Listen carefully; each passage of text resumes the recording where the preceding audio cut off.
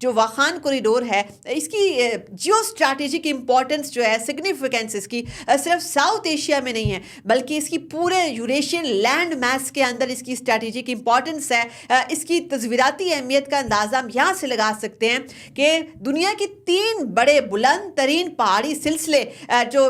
کراکرم ہے، ہمالیہ ہے، ہندو کش ہے، وہ تمام کے تمام ان کے بیچ میں جو ہے یہ پٹی لگتی ہے جو کہ 350 کلومیٹر کی یہ پٹی ہے پاکستان کے چترال سے متصل ہو کر جو ہے یہ آگے تاجکستان تک جو ہے جا کر لگتی ہے. اور تقریباً 4 ممالک اس کے ساتھ جو ہے وہ جڑے ہوئے ہیں، متصل ہیں اس کے ساتھ. ہم دیکھتے ہیں کہ تاجکستان، افغانستان کا صوبہ بدخشاں، ادھر سے پاکستان اور ساتھ میں چائنا کا صوبہ سنکیانگ. اگر کسی نے یعنی افغانستان سے سنکیانگ کو ایکسیس کرنا ہے، وہ بھی چائنا کا ایک ریسٹو ریجن ہے جہاں پر جو ہے وہ ایسی پراکسیز جو ہے وہ